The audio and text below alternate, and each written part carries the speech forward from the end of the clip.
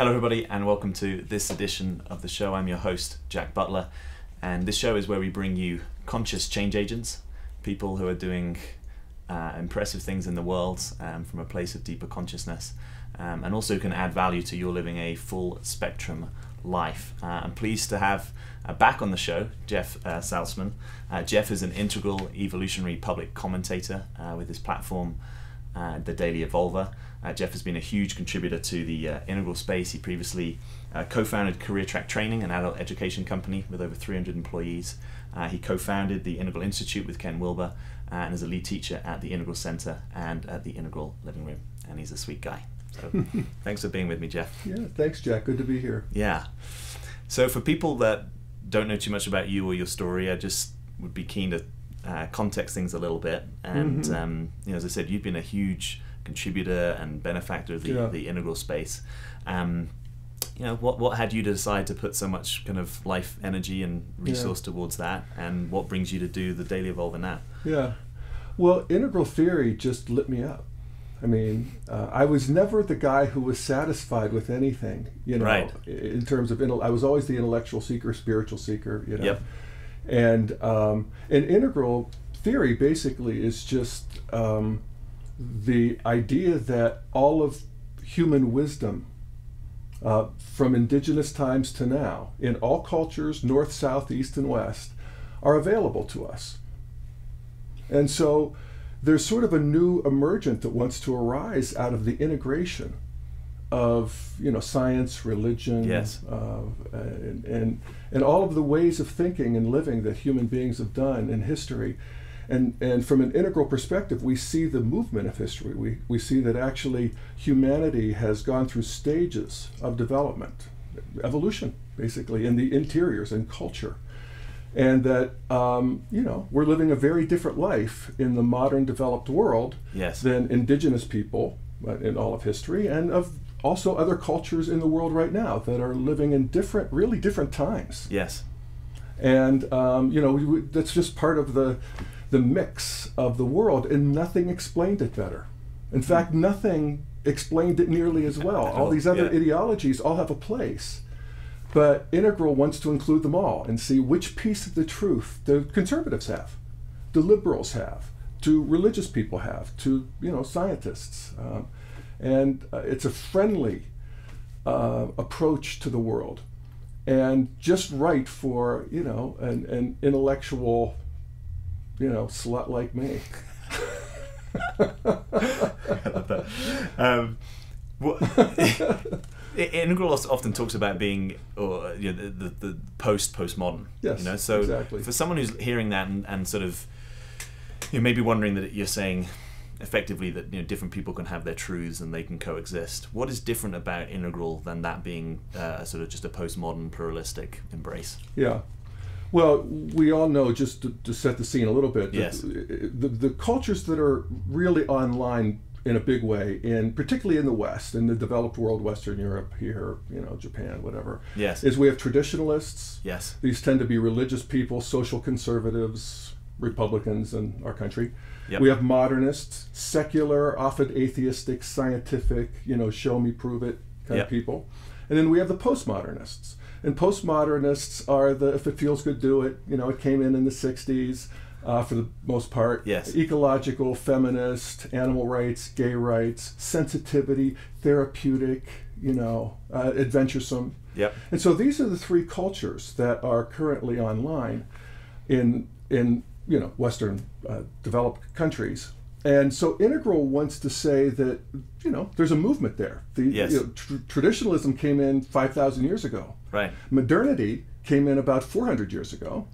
And post-modernity maybe 100 years ago. And again, as I said, in the 60s is when it really flowered. Yes. So there, you know, the beat goes on, and there's a new stage of development that is arising out of post-modernity. Yes. And it is, in some ways, has a, you know, things arise through sort of a polar vibration.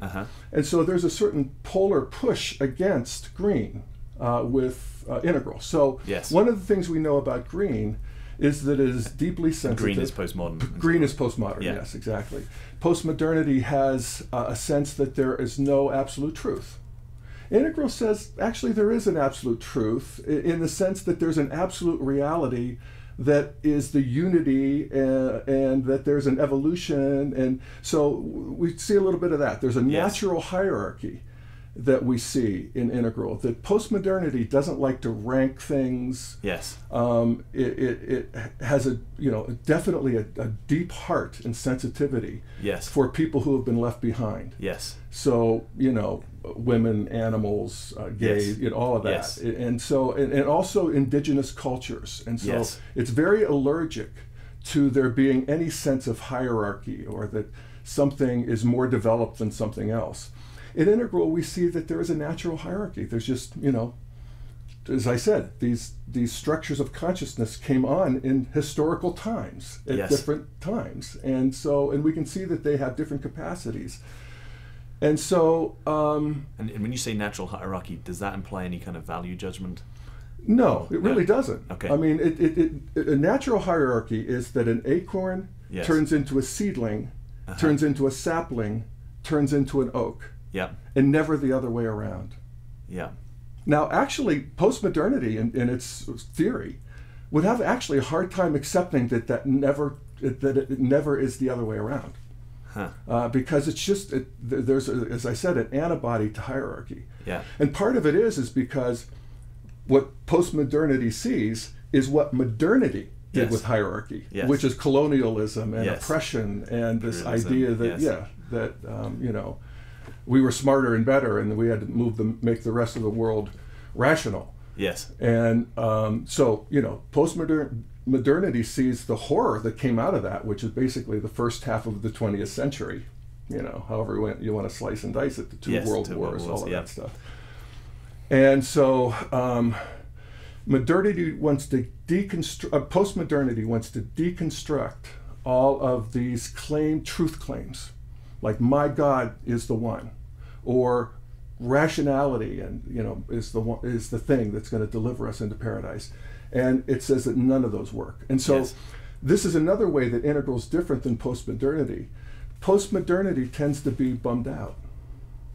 They do. I mean, you see this sort of down on life in some ways? There's a green malaise, yes, exactly, that we notice, that when you see that actually evolution is at work and that we're being lived, and there's an updraft of emergence in human culture, and also each of us individually, by the way, then there's something that's very heartening about that.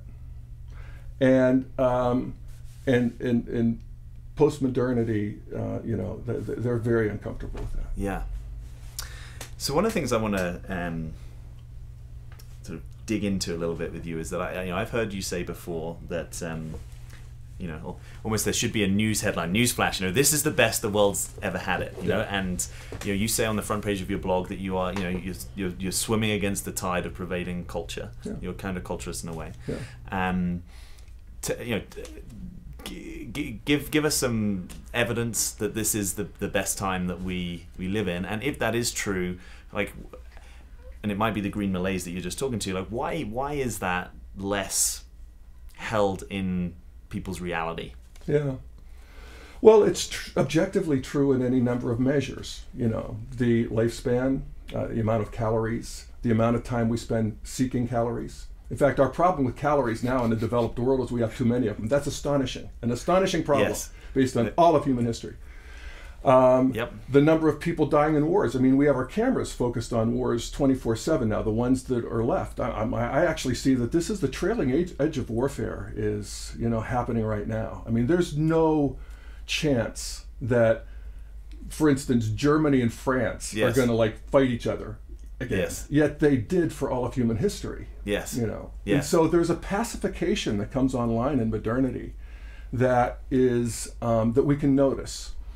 And we also just see statistically that it's not just the first half of the 20th century that was brutal. In fact, actually, fewer people per capita died then than died in previous centuries, because wars were just so much more pervasive then. I mean, it was the nature of humanity to fight. It was also the nature of humanity to love. It is. Those things are still true, both. Yeah.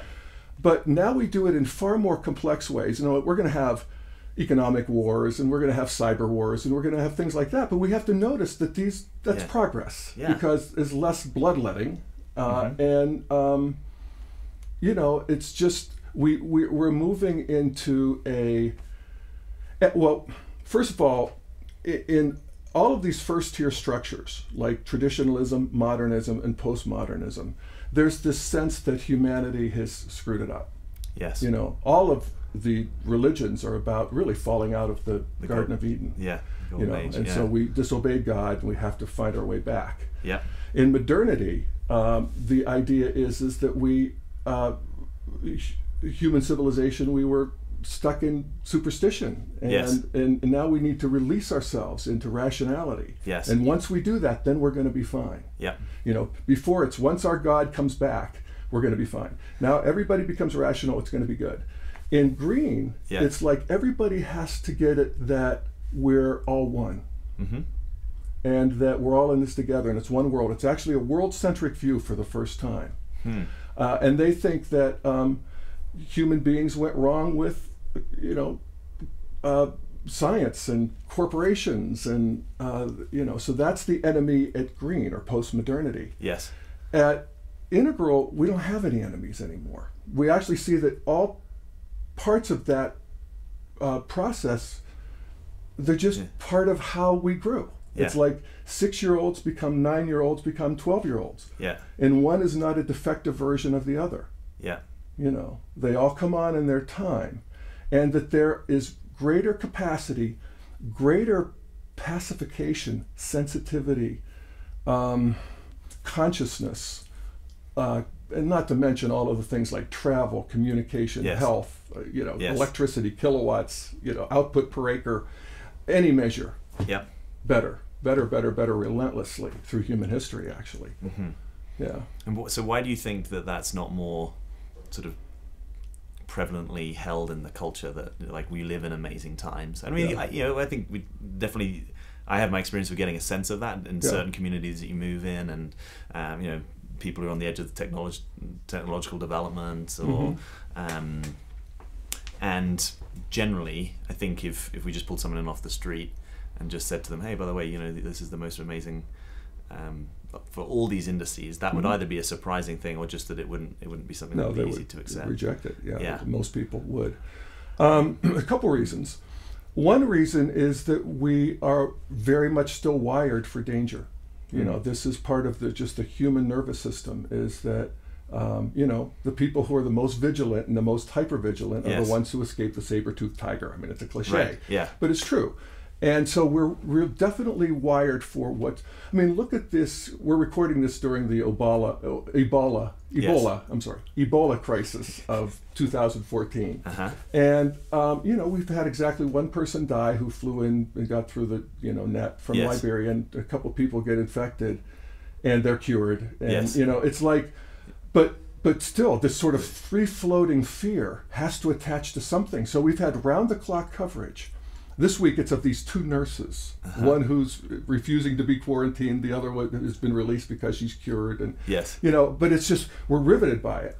And so that's just part of our makeup. That's still true, and we have to move. One of the things we know, just even theoretically, about the move into integral is that we leave these, what we call first-tier systems, which are all fear-based. You know, they all have some, again, sense that we did something wrong, this shouldn't be happening, it's awful that it is. You know, there's a whole story about that for all of human history. Different stories. Yes. But they're predictable in each culture, actually, the fundamental structure of the story. Yes. And it's interesting you're saying that green is still fear-based, because it feels like a lot of... post-modernity, we're talking green post-modernity, fear-based, absolutely. Yeah, that's interesting. Could you just say a little bit more about that? Because I can imagine people looking at green, and there's such a heart sensitivity that you're talking about, and a sense of loving people regardless of background or sexual preference, whatever it is. Ask them about Monsanto. Yeah, I did see. Ask them about the Koch brothers. They still see that there's something outside the system, some malevolent force. It's almost religious, that is still threatening the system. Right. At Integral, we realize these are all evolving parts of the system. Yes. That actually corporate life, for all of its venalities, yes, is what you do. Yes. Once you get scientific. Yes. And that's how you organize, right? Yeah, you organize around logistics, and yes. and yet you don't have the feel for the interiors of the cultures that you're exploiting. Yes. You think that they actually ought to come join you. Yes. But yes. So there's all kinds of pernicious aspects to modernity that green or postmodernity is still very angry about and allergic to and fighting against. And it's an integral. You move into a system where you realize, wait a second. Yes, life is a catastrophe. Our individual lives are catastrophes. Jack. I didn't bring you on my show to say that. Well, it's true. I mean, it's actually this giant projection. I mean, they're talking on, there's news shows about how the American people are frightened and let down by the authorities and, lost confidence in the president and the CDC. And I'm thinking, you really expected things to work well? I mean, the story, nothing works well. We fail forward, and that's part of what is hard for first tier to get. That at second tier we begin to realize that, wait a second, it's painful, this life. And obviously God set it up, whoever that is, or the system is built such that suffering is part of the deal. And lions chase down gazelles, and people fight people, and this seems to be part of the engine of evolution. And I guess I have to be friendly with that, because what's the alternative?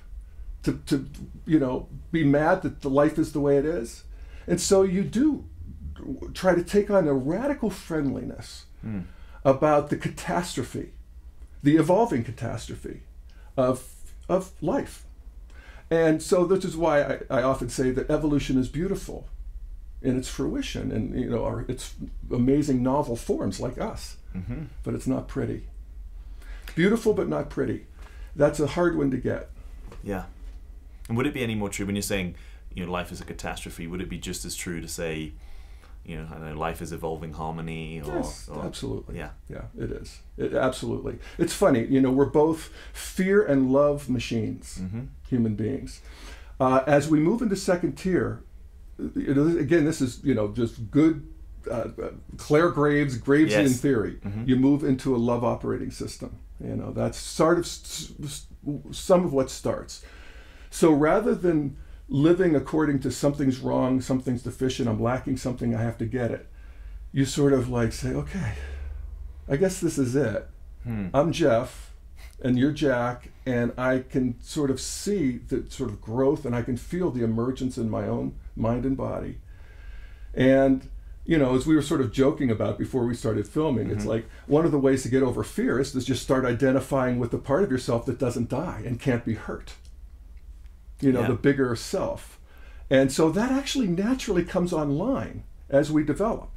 I mean, it's just, if you live long enough, I mean, whether it's this life or many more, I don't know how that works. Yes. But you grow into a transpersonal consciousness where you can see yourself, see Jack.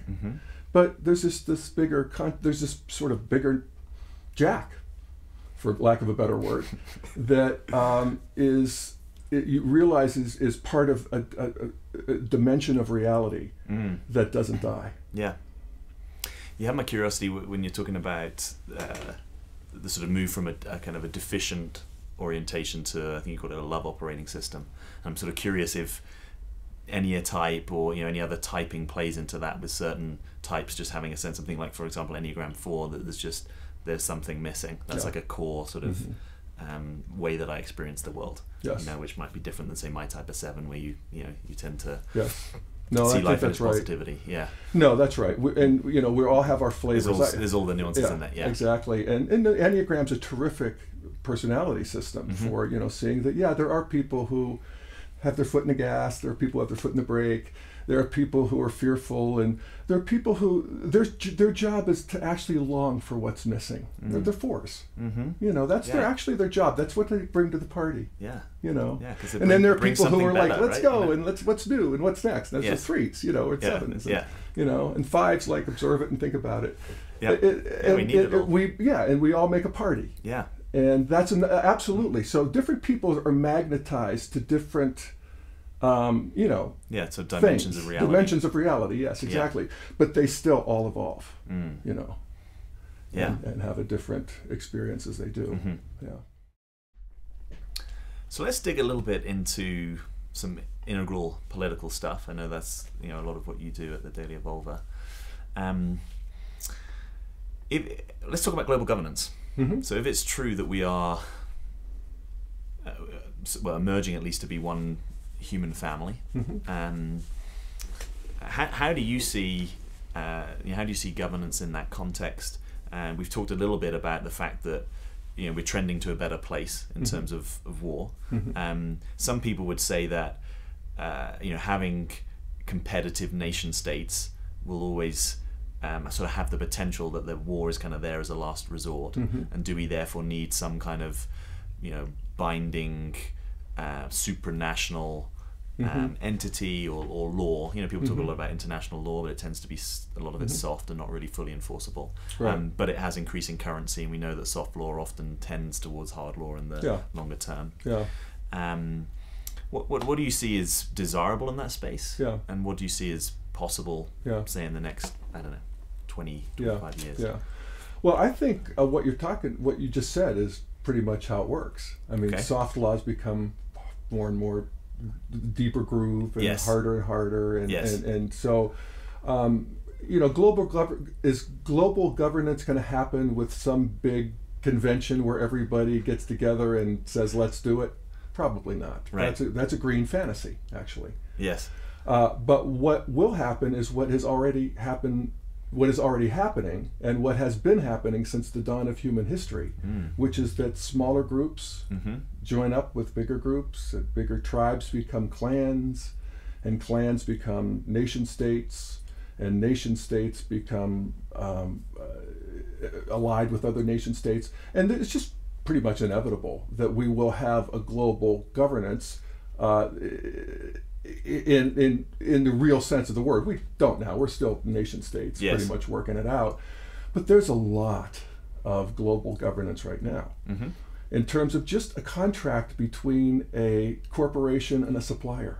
That's basically part of global governance, as long as they're in, you know, across the ocean, and, you know, this logistics and that. I mean, just the way the internet is part of global governance, just the way we're culturally learning about each other, and the ways that you know, people contend with each other on the internet. And you know, we can see it again. It's not pretty, but it is beautiful, actually, when you see people duking it out over these ideologies in ways that they couldn't if they were still stuck in their village. You know, I often say my grandfather never had an opinion challenged in his 84 years that I know of, and never changed any of them either. But yet his you know, sphere of people was maybe 50, 100 people on the outside his whole life. It's like the anthropological village. Exactly. So, you know, this continues. And I think that's, you know, we just have some faith in that. And part of, you know, we see that happening in the world's response to Syria or Ebola, or whatever it might be. There's a world response that is real now, that is new, you know. More de facto than de jure. So more just in fact than in law. Legal speak, absolutely. What do you see as, when you're talking about that trend towards the smaller, you know, to the clan, to the nation state, to maybe collections of nation states? You know, some people might say, well, we've had things like the USSR, and that, you know, was a huge conglomeration of sort of former nation states that then withered. And there's also this move towards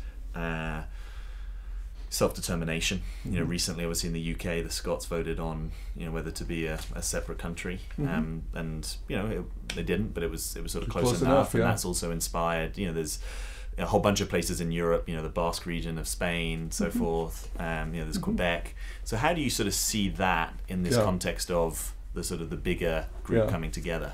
Well, one of the ways of looking at all of it is that a lot of conflict in the world, and this is true for human history and very much true now, right, is a conflict between developmental stages.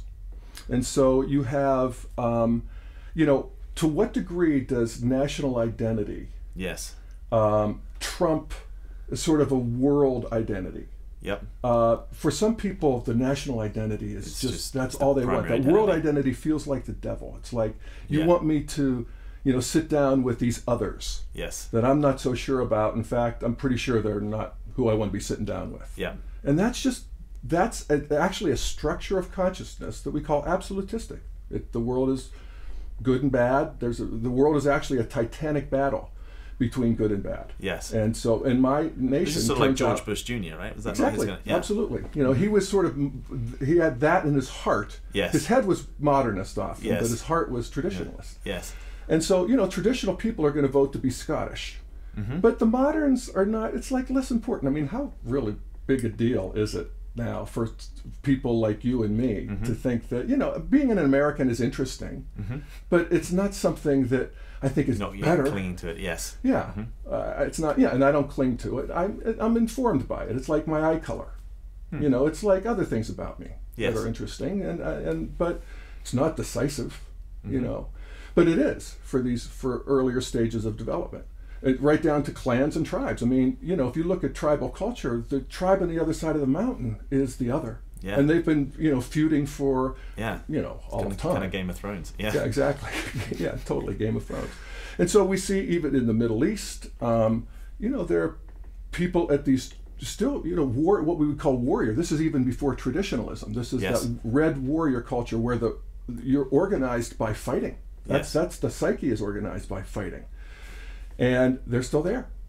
They're part of how they will develop is by duking it out and seeing the ultimate futility of it, as happened in Germany and Europe after World War II. It's like they had a belly full of war at that point, and it's over. I mean, it just was sort of metabolized out of the system. Yes, and you feel really clear that we could never regress around that. That's right.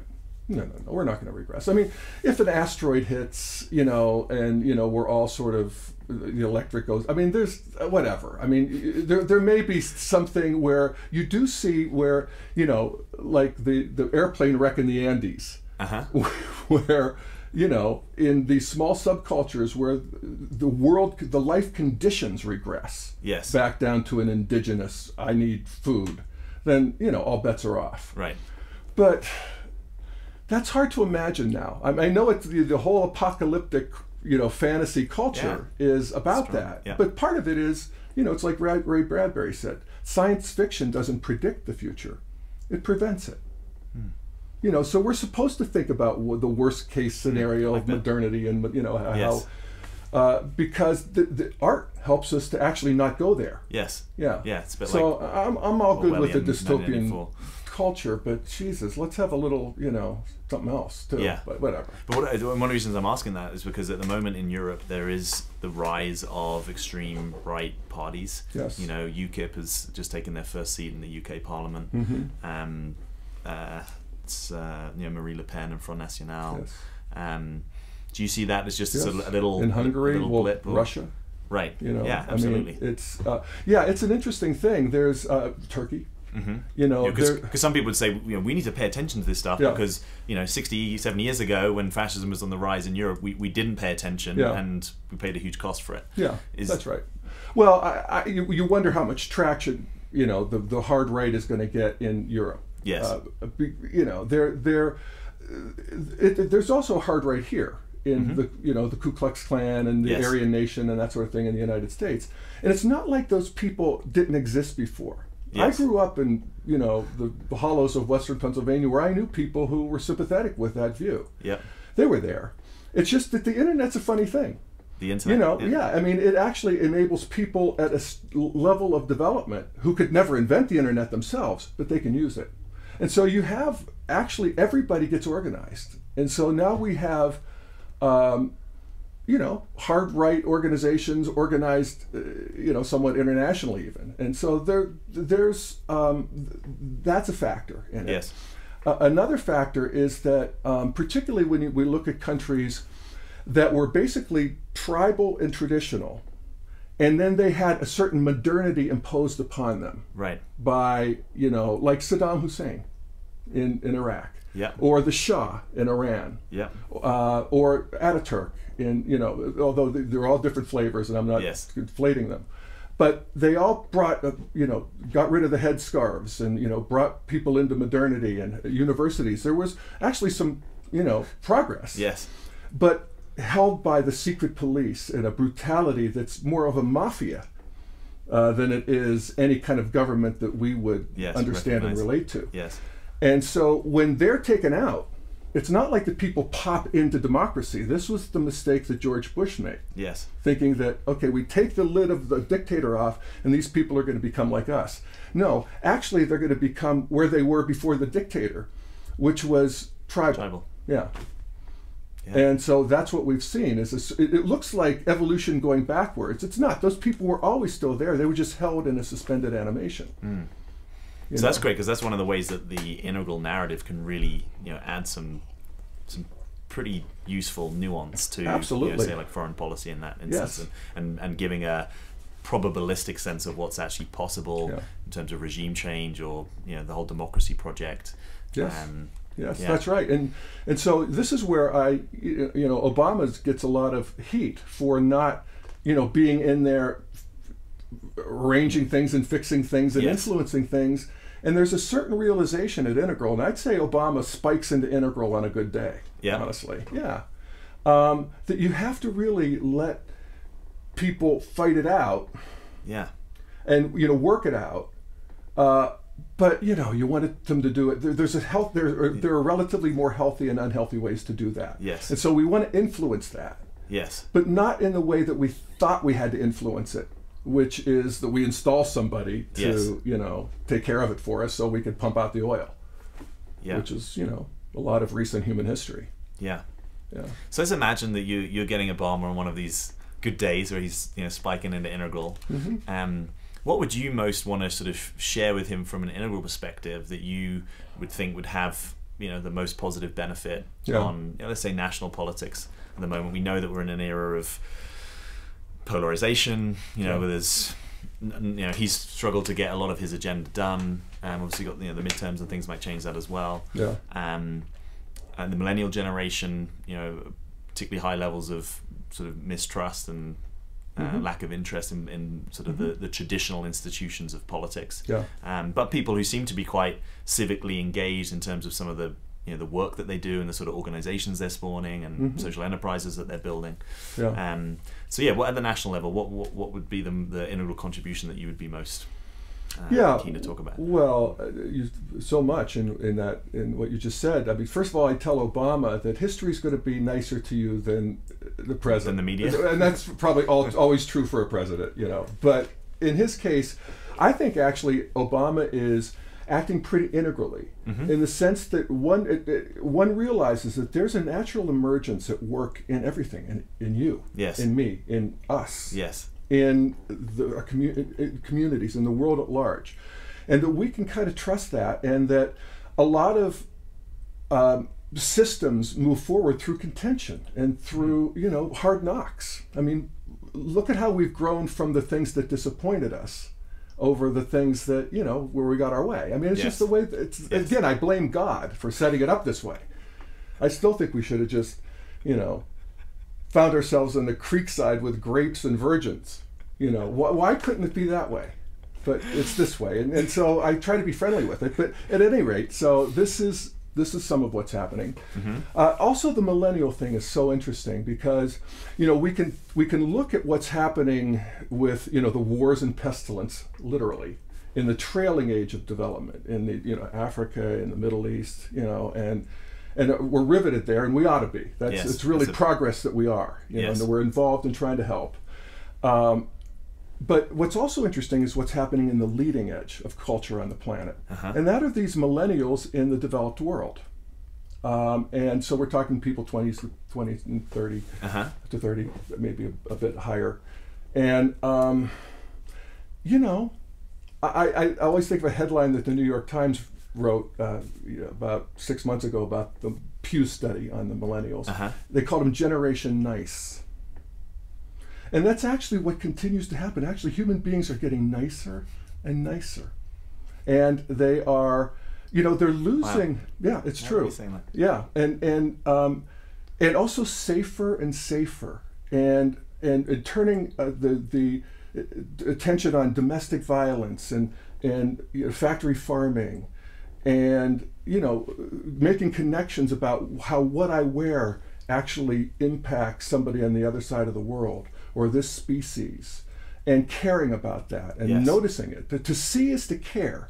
And that's one of the things that our technology, you know, what we'd say in Integral is the lower right quadrant, the actual stuff of society, delivers to us through the internet and media, is that we get to see everything now. And you can't help but care if you see. I mean, sometimes it takes a while. But, you know, that's the general thing. And so millennials also, they sort of have a sense that, you know, they're going to live to be 150. So, you know, what's the hurry?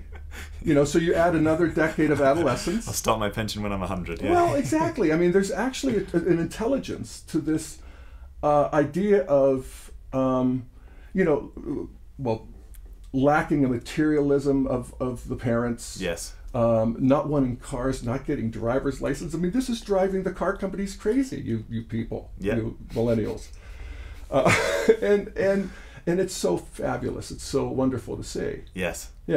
And I think it's part of how the world will continue to evolve. And again, it's what naturally happens if you live long enough. I mean, you just get that sort of higher and higher, more and more complex, more and more antenna, more and more feelers, more and more heart, more and more belly, bigger mind. You can't help it. It's built in. Yeah. How wonderful. Yeah. Hallelujah. Yeah. I remember one of the things that you said previously that's given me heart is this sort of the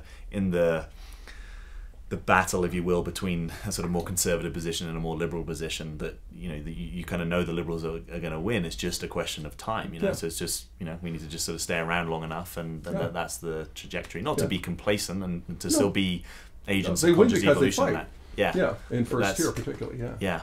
Yeah, we're talking slavery, we're talking women's rights, we're talking, you know, the sexual revolution, we're talking gays. You know, the liberals win over time, but you know, it's not because they relax.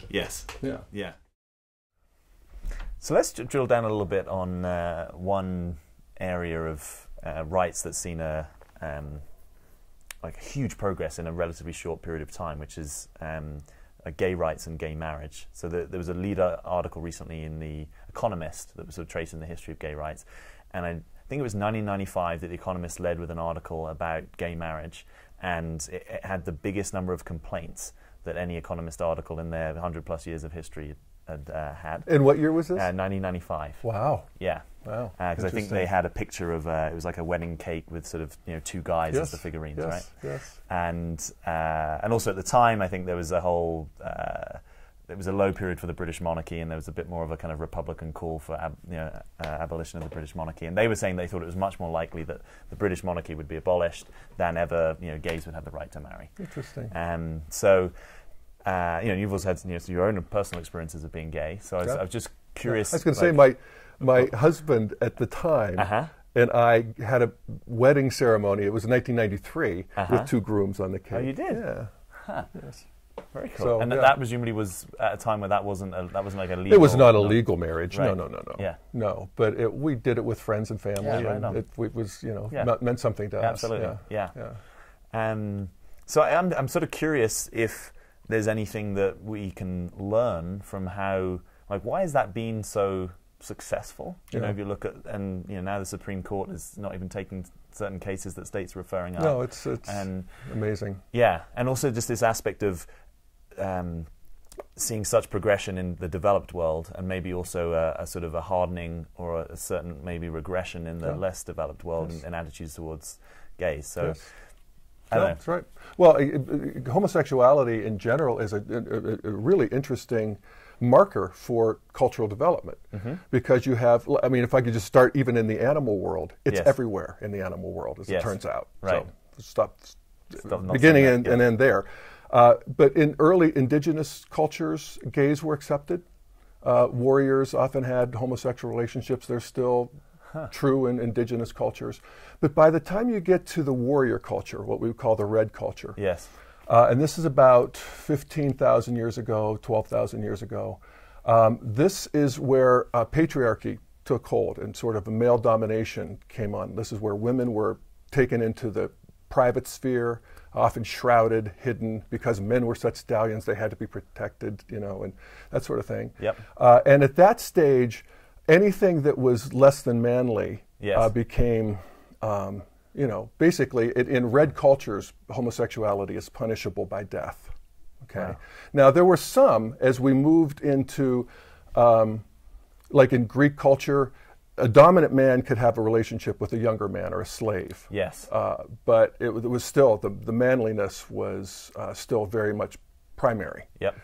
And so for most of human history, that is, you know, civilization, that was, you know, the way. And, or, you know, it would be gay rape and that kind of stuff. But then, as we move into traditionalism, or sort of fundamentalist Christianity, you can be not killed, but you can be jailed, or you can certainly be banished. And this was, you know, growing up in the Steel Valley of Western Pennsylvania in the 60s and 70s, we didn't have gay people. They were either closeted completely, or they were gone. And some of them were gone. They went to San Francisco, you know, where there were certain subcultures where it was beginning to be okay. And then you move into modernity, and you can be gay, and you can even be sort of out, but it's don't ask, don't tell at this point. It's like, I don't want you to, you know, I don't want you to talk to me about it. Don't shove it down my throat. You know. And wasn't that the military policy under Clinton for a while? Until 3 years ago. You know, and was the policy, you know, you could be fired for being gay. I mean, but so it was the policy in my family for a long time, where they didn't really want to hear about it.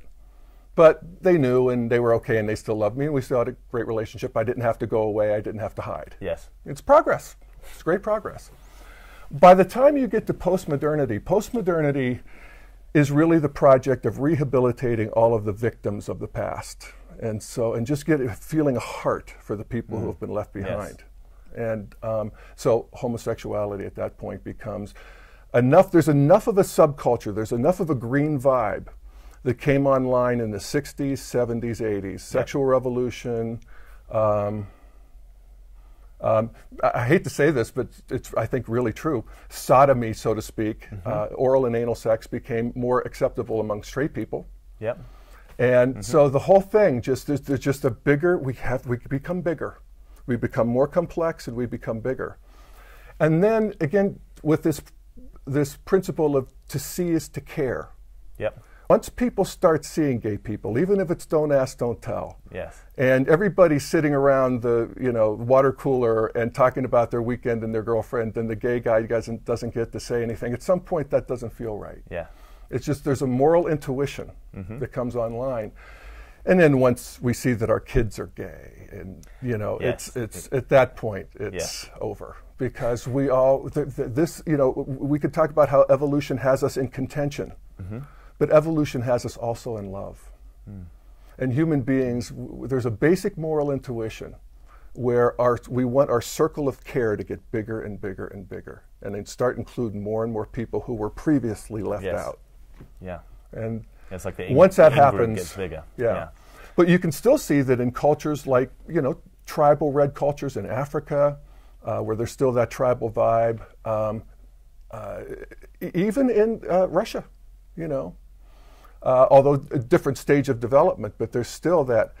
They don't want the West coming in and saying you have to. It feels like the corruption of, the West. People want to come in and push their values on us, and they'll resist that until they don't. But it's ugly in the meantime. and you know, probably pretty stubborn in some of these countries. What do you think is the relative importance of, let's say, mores, you know, cultural attitudes, and law?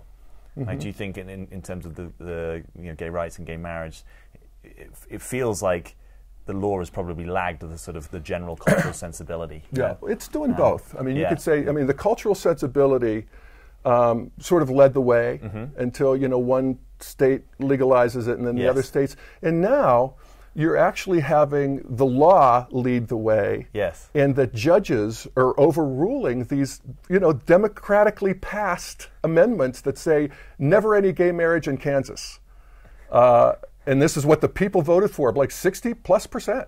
And the law comes in and says, no, you can't do that anymore. Yeah. And that is, so that they both, sort of, there's a little bit of a rocking chair effect. The culture leads, and then, you know, the law leads. And this is, you know, for the integral nuts out there, this is the lower left quadrant and the lower right quadrant. Kind of the interior of the culture, the exterior of the culture. Yeah, absolutely. Yeah. It's interesting with something like the American Constitution, where, you know, equality is, you know, really enshrined in that document, but it's sort of like, it's almost like the circle of who gets to be equal expands, right? Yeah, exactly. And, you know, and it just also shows the messy, this is the part that's not pretty. You know, the Declaration of Independence is written by a guy who buys and sells human beings, Thomas Jefferson. Yeah. Astonishing. But this is the, you know, catastrophe of evolving human culture and life. Yeah. You know, it's just amazing.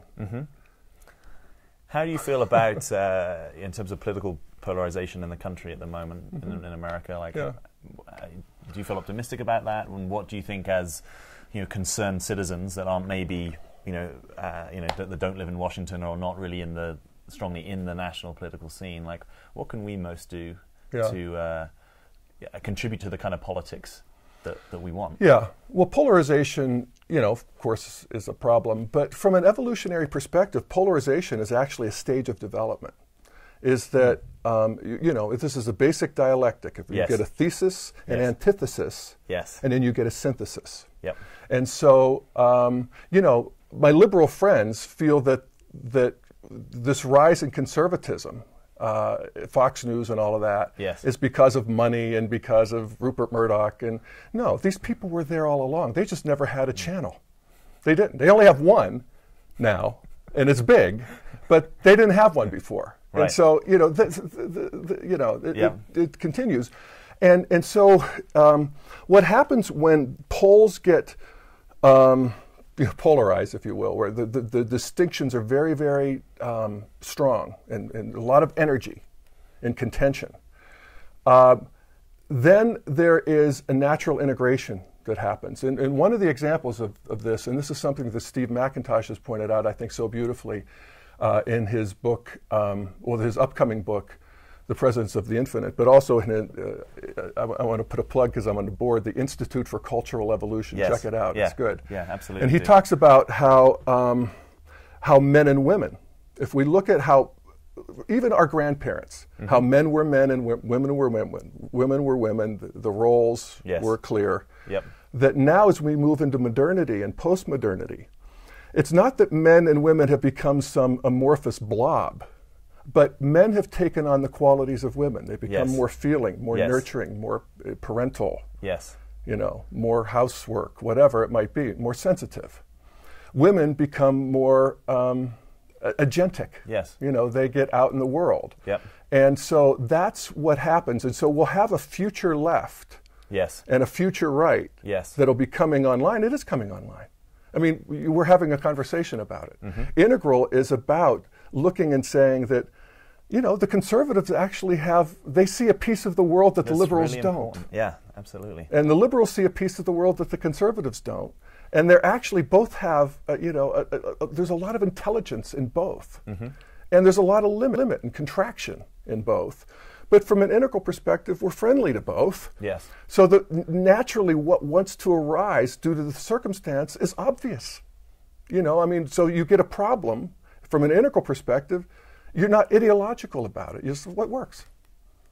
You know, knowing that nothing's perfect, that we're not trying to impose an ideology here anymore. we're just trying to, relieve some of the stress in the system. So in that sense, would you say that Integral is sort of inherently quite a pragmatic perspective on life? It is. It's pragmatic. It's post-ideological. It includes ideologies. I mean, it's respectful and really wants to plumb, the various ideologies. Yes.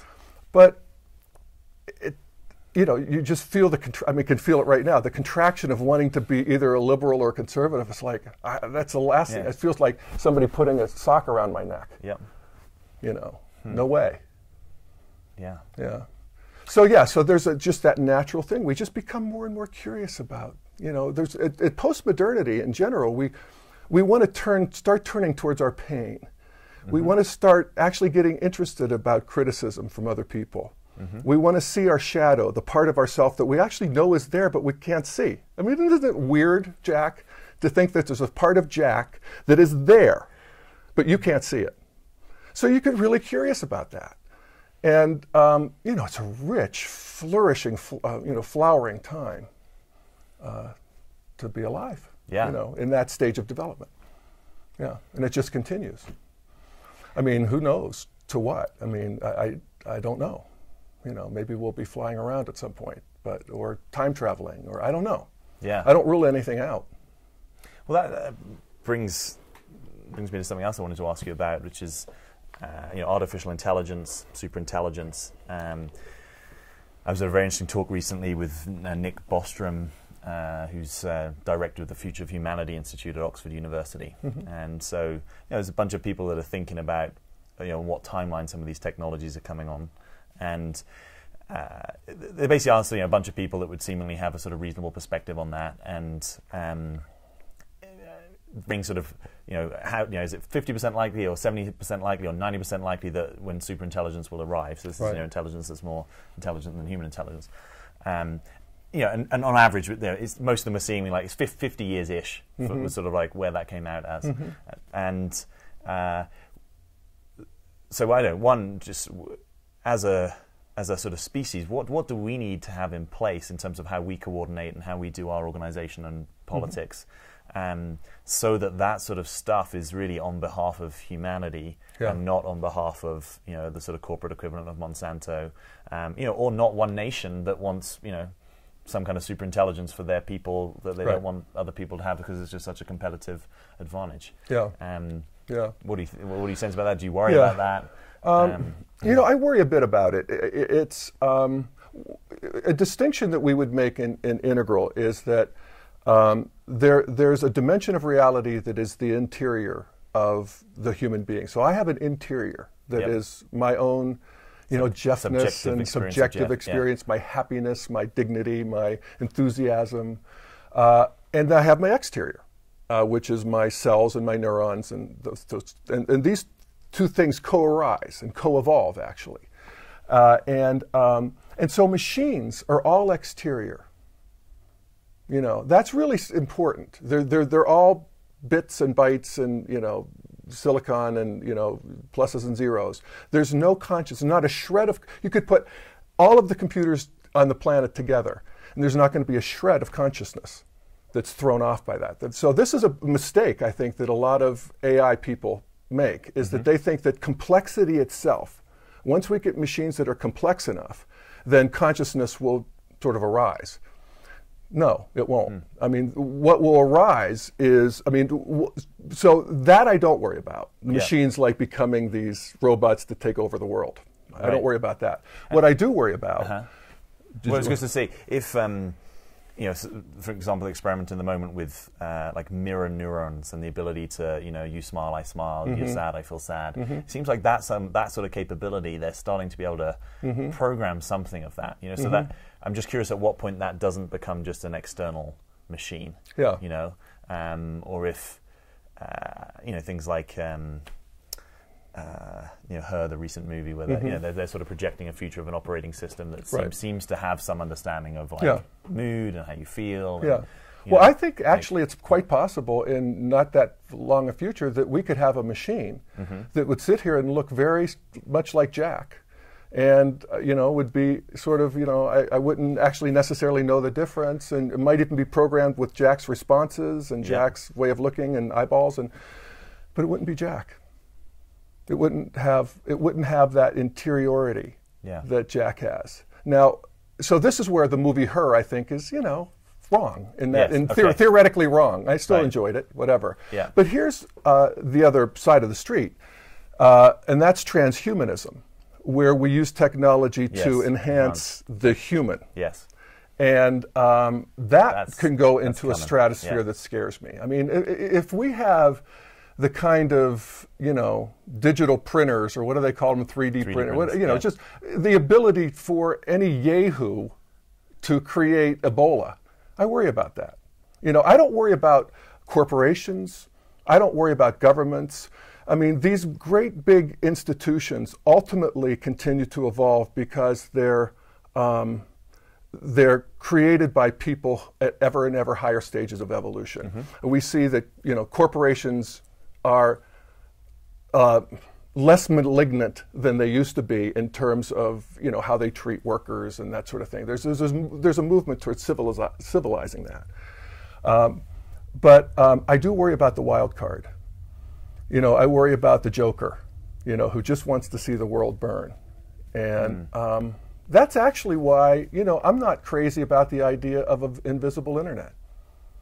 I don't necessarily want the animal torture aficionados getting together under the radar, or whatever, or the child abusers, or the Aryans, or the people who would be delighted to walk into Central Park with a dirty bomb on their back and blow it up themselves with it. I mean, we still have to worry. We've talked about this before, that the scariest problem on the planet is postmodern technology in pre-modern hands. I mean, so you create these machines that people who are tribal could never create, but they'd be delighted to blow up Sodom, and the great devil. So that I worry about.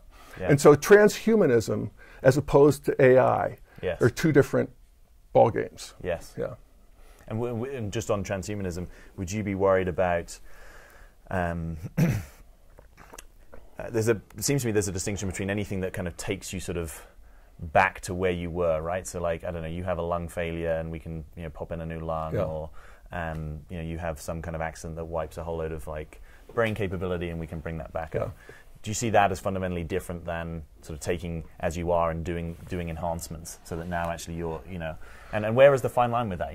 Smart drugs is pretty popular in a whole bunch of people at the moment, and that can it can create neural connectivity that wasn't there. That makes people smarter. No, it's interesting. This is where I think a little evolutionary humility comes into play, because I realize some of these things I don't want them. Yes. Personally. I mean, I think that human beings will figure it out and muddle through and be very different creatures than we are at some point. Just as we're very different creatures than the Aztecs. Yes. In terms of our moral intuition and all of that stuff. But I can see the limits of Jeff's ability to want to go there. And this is where, as I always love the line somebody once said, that progress precedes funeral by funeral.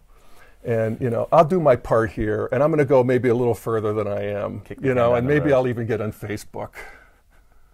But, don't make me put a chip in my brain just yet. Yeah. Well, look, we're right on time. It's fun, Jack. Yeah, I love digging into this stuff with you. Thanks again for being here. And just a quick plug for Jeff is at dailyevolver.com, and you also have your calls that people can dial into. So for anyone that is interested in this sort of integral evolutionary perspective, but really plugged into like some of the most pressing problems of our time, that's what you're on about, right? That's right, man. Yeah. Thanks so much, Jack. It's been a real pleasure. You're welcome. Yeah. Good Thanks, to be with everybody. you. Thank you.